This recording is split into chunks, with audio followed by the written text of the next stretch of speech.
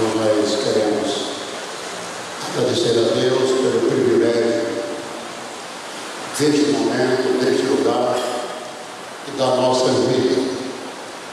Agradecer porque Deus, ao longo de 21 anos, nos permitiu permanecer aqui, pelo menos a grande maioria dos irmãos, desde 12 de setembro de 98, permanecem nessa igreja.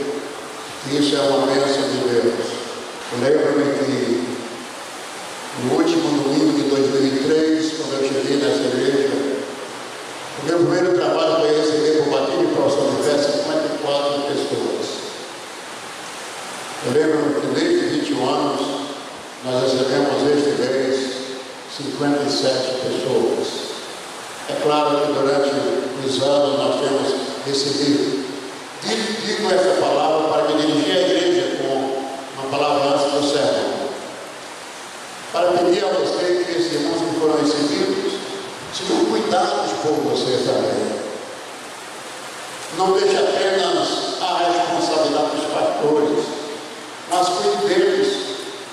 Estenda-lhes as mãos. Estenda-lhes um abraço fraternal. Cuide dessas pessoas. Porque Deus certamente está cuidando delas, mas elas precisam também de amigos e amigas. O melhor lugar para ter amigos é o lugar onde nós estamos vivendo a evangelho da graça. Eu quero aproveitar e dar as boas-vindas àqueles que chegaram novos e motivar você a cuidar dessas pessoas. Agora eu quero ler um texto bíblico e eu quero, antes de ler, dizer uma palavra sobre ele. Talvez você ache, mas esse texto é muito diferente, é conhecido, claro, mas é muito duro, é muito técnico, é muito cavernoso, eu vou usar essa expressão, mas essa é a palavra que Deus deu ao meu coração. Foi com esta palavra que Deus alegrou o meu coração. E é com essa palavra que Deus vai alegrar o seu coração. Ela está em Ezequiel, capítulo 37. Alguns já sabem do que se trata. Ezequiel 37. É um texto longo. Você pode permanecer sentado.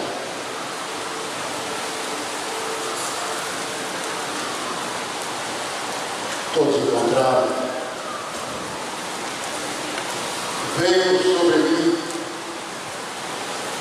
a mão do Senhor, e o Senhor me levou em espírito e me pôs no meio de um vale que estava cheio de ossos, e me fez andar ao redor deles, e eis que eram muito numerosos sobre a face do vale, e estavam bem sequíssimos, e me disse: Filho do homem, poderão viver estes ossos?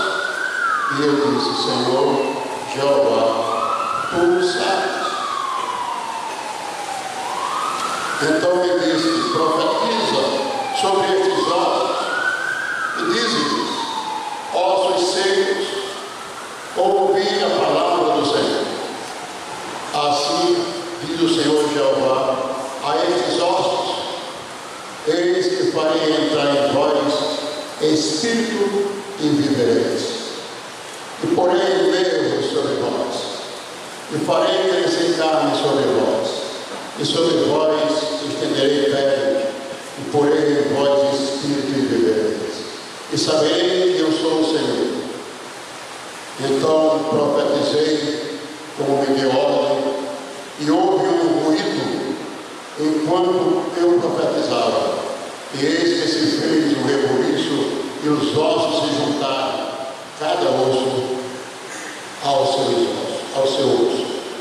E olhei, e eis que vieram nervos sobre eles, e cresceu a carne, e estendeu-se a pele sobre eles, por cima, mas não havia neles espírito.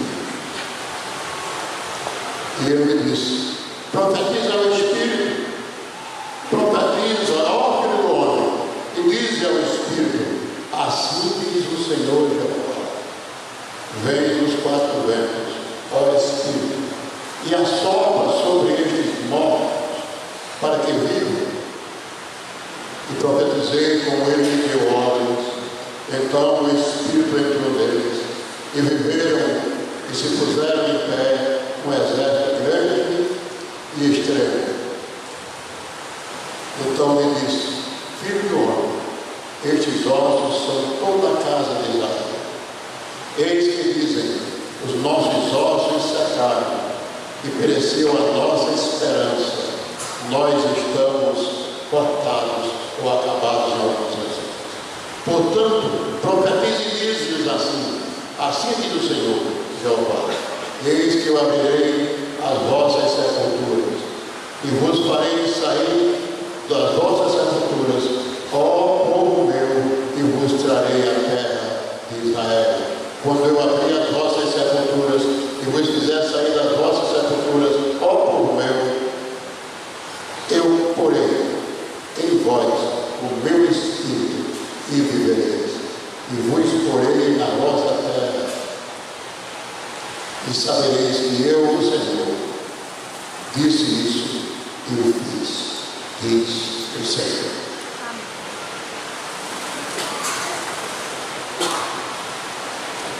Essa expressão bíblica que Ezequiel profere algumas vezes, eis que diz o Senhor,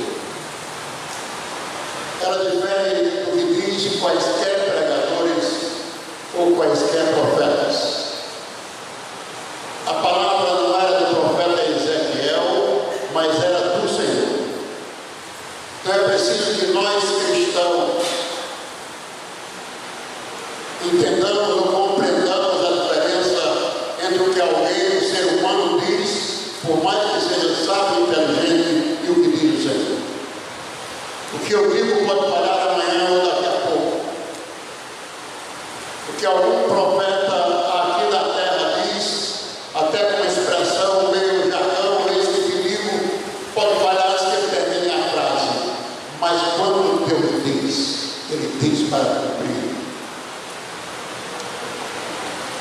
Quando Deus fala a sua vida, ele fala para cumprir. Ezequiel era filho de família sacerdotal da sua geração. O seu nome significa Deus fortalece. De fato, para o homem que for ainda muito jovem, levado prisioneiro, assim como foi Daniel, Sadraque, Mesaque e Abednego, ele foi para a Babilônia. Precisava ser forte não apenas no nome, mas também forte na fé que seguia. Forte no Deus a quem criou e quem cria. E o ministério de Ezequiel, que era paralelo ao ministério de Jeremias, enquanto Jeremias profetizava lá nas proximidades de Jerusalém, ele profetizava lá no seu desterro, curtindo a sua prisão na Babilônia, ou curtindo o seu desterro na Babilônia.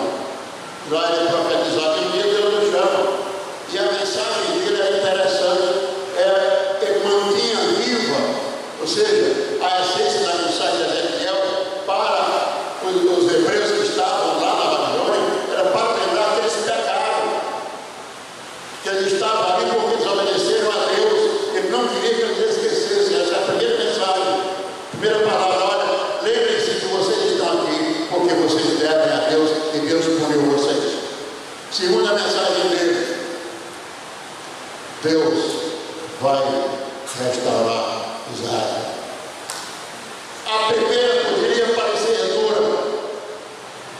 Vocês estão devendo a Deus. Mas a segunda era de uma esperança fascinante. E vocês encontram no texto que nós lemos que eles já haviam perdido as esperanças. Também, como o profeta ser chamado para um lugar desse, primeiro chamado para o vale, para uma depressão da vida. Às vezes, queridos, nós somos levados a um tipo de depressão na vida. Nós caímos no nível que nós estávamos e entramos em algum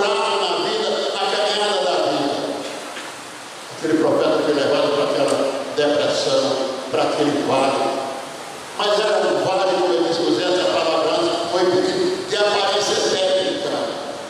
Um vale onde havia ossos secos, cadáveres espalhados por todos os lugares.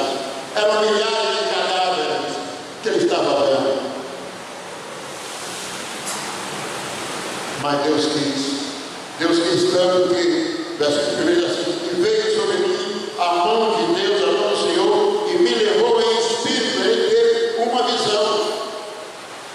Ele foi em espírito àquele vale. Ele não estava fisicamente no vale, mas estava em espírito.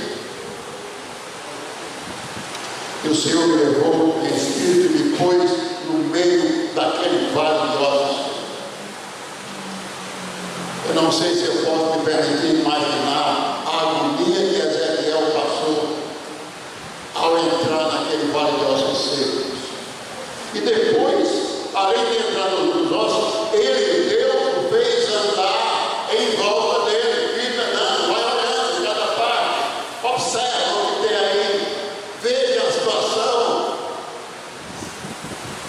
Interessante é que Deus chama a atenção dele: filho do homem, poderão viver esses ossos?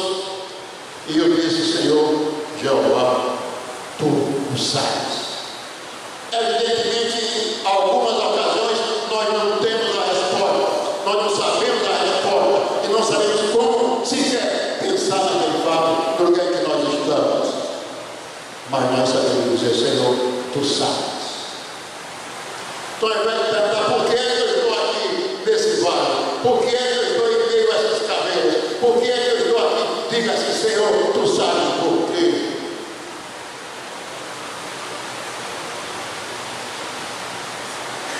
Tu sabes. Então me disse, era um diálogo entre Deus e ele. Deus dizia uma coisa e ele respondia, perguntava outra. E o versículo faz assim: então me disse, profetiza sobre esses ossos, dizem, ou seja, Deus dizia o que ele ia dizer. Não assim, vai lá e diz o que você quiser, não. Deus ditava para ele aquilo, talvez deve ditar os textos feitos na história desse livro. Deus ditava: diga assim, faça assim.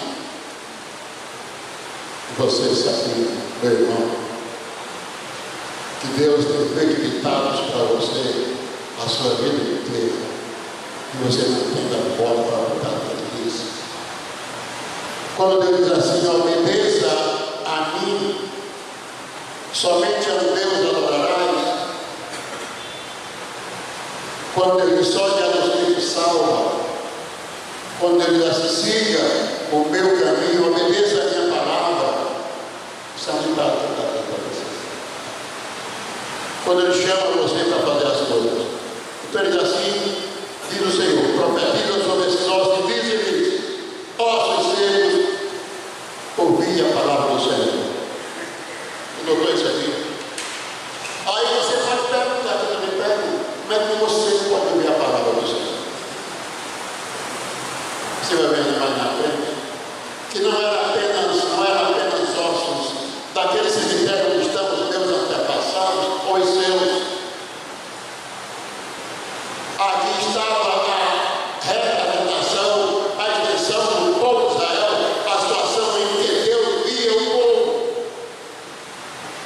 Era assim que Deus estava vendo o povo de Israel, como vale de ossos secos, milhares e milhares de homens e mulheres mortos, sem vida e apenas vale de ossos. Então pare e faça uma pergunta: como é que Deus tem olhado para você e tem te visto? Qual é a visão que Deus tem da sua vida? Talvez uma aparência física muito bonita, muito elegante, muito bem vestida, mas espiritualmente é apodrecido por dentro. Talvez corroído pela pecaminosidade da modernidade, que nos tange para longe de Deus. Hoje pela manhã eu abri a escola lendo o Salmo 1 e hoje lendo o Salmo 1.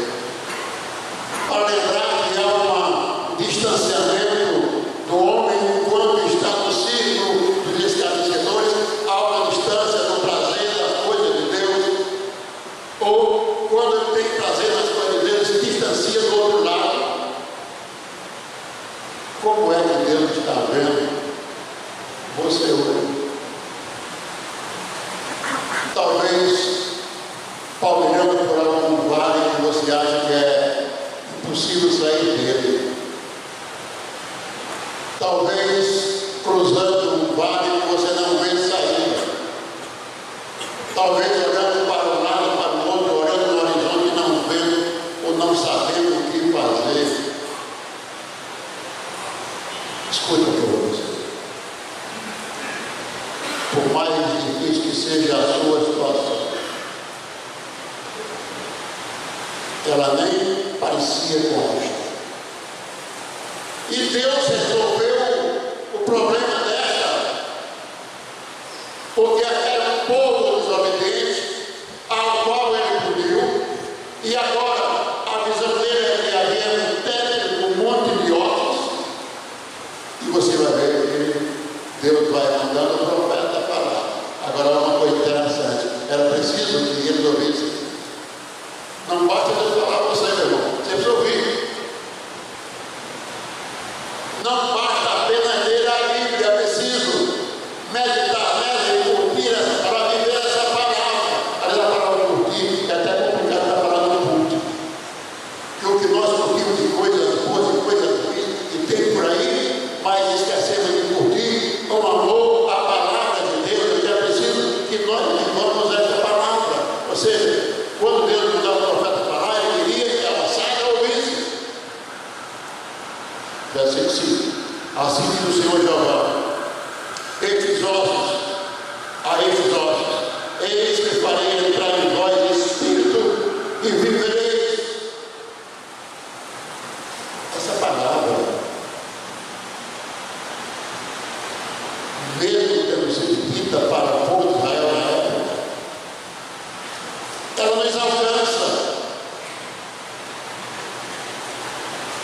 E nos alcança, inclusive, em Cristo. Porque Jesus Cristo diz em João 10:10 que o ladrão vem para roubar e destruir. É claro que aquele texto não tem nada com a comparação com o que Nabucodonosor fez com Jerusalém, levando, destruindo, matando pessoas, mas também lembra. Mas ele diz assim: eu posso vir para trazer vida e vida em abundância. E Deus diz aqui que ele vai dar vida a essas pessoas, vai soprar dentro, eles vão viver. E porém Deus sobre eles, ou seja, eu vou recompor a vida dessas pessoas. Deus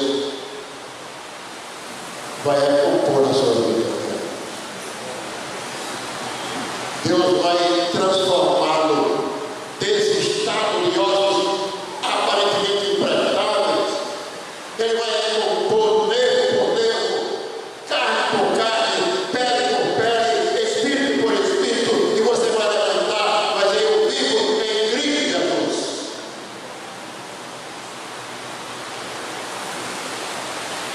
E então, versículo 7, profetizei como se me deu ordem, e houve um ruído enquanto eu profetizava, e ele fez um grande rebuliço, e os ossos juntaram cada um ao seu osso. Veja que imagem estava passando, estava vendo o exército. Ossos velhos não eram secos. Na maioria das versões que eu li, eram sequíssimos. Você já passou do tempo de estar seco. E olhei, e vieram os leões versículo 8, e sobre eles cresceu a carne, e estendeu a pele sobre eles por cima, mas não havia espírito. Eu gosto de parar nesse momento aqui, para lembrar que às vezes nós temos toda a aparência de quem está vivo, mas não está. Temos toda a aparência de quem está bem, mas não está. Porque falta o Espírito. Primeiro, o Espírito de vida, esse que você sente que respira, e o Espírito Santo de Deus, na fé e na crença em Jesus Cristo, que transforma a nossa alma de uma alma perdida em uma alma salva.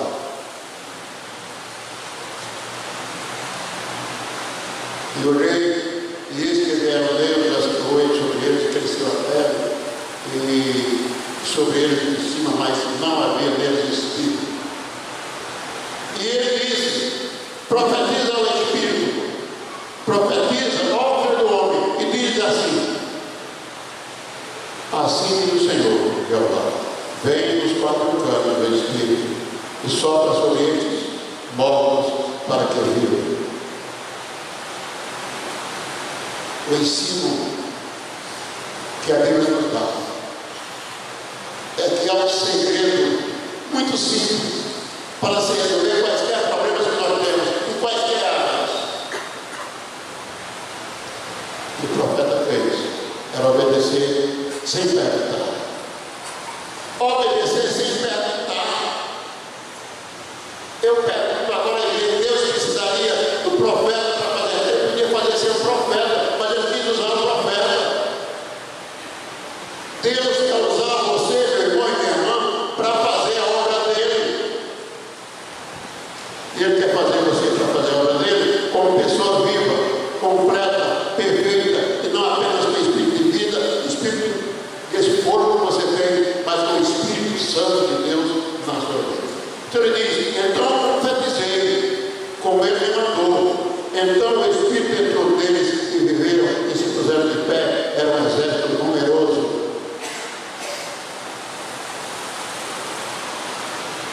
Agora veja nesse versículo 11: então me disse, filho do homem. Deixa eu falar só para dar uma explicação rápida. Essa expressão filho do homem, você já viu que Deus escolhe o profeta, ela tem duas posições, dois momentos. A primeira é quando é chamado um homem, eu sou filho de um homem, Deus trata assim. E o próprio Jesus foi tratado como filho do homem, no caso particular de Jesus Cristo. Diz: olha, você está aí, no caso desse caso que eu estou vendo aqui, Deus falava com o profeta: você está aí, você é homem, você é um ser humano, você pertence a ele, faz parte dele, é da geração deles, mas você vai ser usado para isso. Então me disse: filho do homem, estes ossos são toda a casa de Israel. Então veja o que é que Deus disse. Deus estava falando para a casa de Israel, que estava morta, com aparência morta, que só tinha ossos.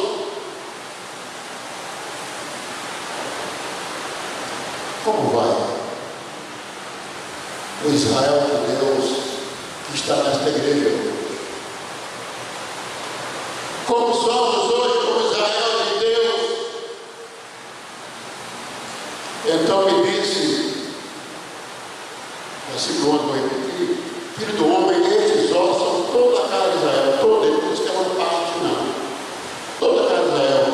Eis que dizem, veja a que ponto chegaram ou estava a casa de Israel.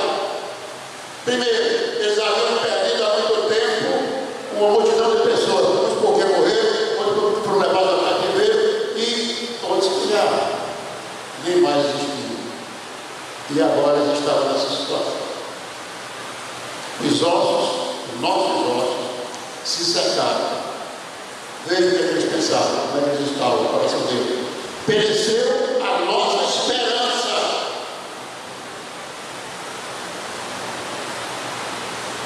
Faça uma viagem rápida do capítulo 13 de Coríntios e você vai ver o seguinte: no finalzinho diz assim, depois ele clamou, o amor é bom, não falha, não veste ciúme, no final. Ainda resta a fé, a esperança e o amor. Nós não conseguimos viver em paz sem esperança. Mesmo que eu não fale esperança agora, mas eu tenho esperança de chegar amanhã, esperança de encontrar você daqui a pouco, esperança de que Jesus Cristo vai buscar a igreja, esperança dele, a esperança de a salvação que ele me deu na cruz, ela vai me levar junto dele na eternidade. A esperança que essa eternidade vai me levar a salvo. Então, querido, os nossos ossos se secaram e pereceu a nossa esperança. Nós somos acabados. Meu irmão, em quem está a sua esperança? Esses ossos nem podiam saber que tinha esperança. Deus foi lá e transformou. Mas a sua esperança está em quê? Nos seus negócios. Aqui era um texto em que o profeta falava da restauração de Israel. E aí de nós, pessoas que precisam ser restauradas, pessoas que não têm ainda a certeza da sua salvação em Cristo, que sabem decorar João 3,16, porque Deus amou o mundo de tal maneira que deu seu Filho unigênito, para que todo aquele que nele crê não pereça, mas tenha a vida eterna. Sabem decorar, mas não vivem isso e não buscam em Jesus Cristo a sua esperança. Se você não tem a sua esperança, você está como esse povo, é um monte de osso seco numa caverna em algum lugar.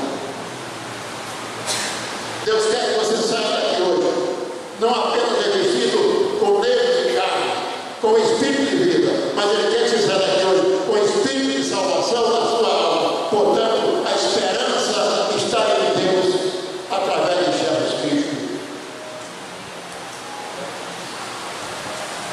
E Ele disse no texto que eu vou fazer questão de repetir para você: ladrão veio para roubar, destruir. Ele dizia: mas eu vim para que tenham vida. O que essa palavra oferece para você é vida. Não é você sair daqui se lembrando que um vaso de ossos secos, mas passar daqui se lembrando uma pessoa cheia de vida, cheia de alegria, cheia de Espírito, cheia do Espírito Santo de Deus, transformada pela graça, porque a graça de Deus hoje à noite está chegando a você. Não há problema que Deus não possa resolver. Mas deixa eu falar uma coisa para você. Nem sempre na hora que você quer e do jeito que você quer. Mas creia, confie, profetize, escute a profecia, obedeça o que a palavra diz. Aí você vai ver que na hora dele, ele chama você e diz: para vem cá, eu te amo.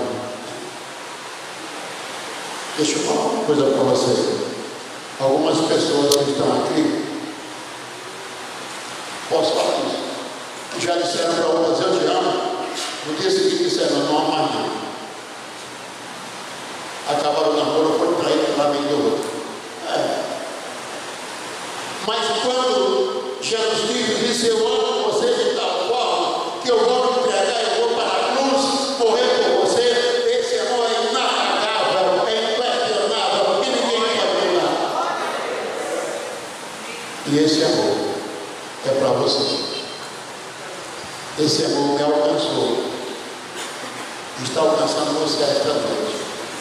Portanto, se aqueles ossos lá de Ezequiel foram transformados, imagine a sua vida, porque Jesus Cristo já fez o que tinha que fazer. A profecia maior de todas foi a morte dele na cruz por você, e ele já fez. Ele está dizendo: vinde a mim, os que estáis cansados e sobrecarregados, e eu vos aliviarei. Ele quer dizer a você dos seus pecados. Ele quer dizer a você esta frase. Escute, Jesus dizendo para você: eu amo você. E quando ele diz, ninguém muda. Quando ele diz, ninguém trai. Quando ele diz, ele fica feito para sempre. Jesus ama você. Essa crença salvadora, eu quero convidar a crer que Jesus Cristo é o Senhor dos Senhores e Ele está pronto para salvar você esta noite. Eu não vou pedir que você saia do seu lugar, mas eu vou pedir que você curve a sua cabeça com toda a igreja e faça uma oração. Diz: Senhor, eu creio na tua graça, eu creio no teu poder, eu creio que tu és o meu Salvador, e eu quero, Deus, colocar a minha vida nas tuas mãos. Eu quero ser guiado pelo Senhor, e eu não quero mais viver como uma caveira sem vida. Eu quero viver a vida, uma vida abundante que o Senhor pode me dar. Ó Deus, faz isso comigo, transforma-me, muda o meu espírito e conduz a minha vida, ó Deus, eu te peço em nome de Jesus. Amém e amém.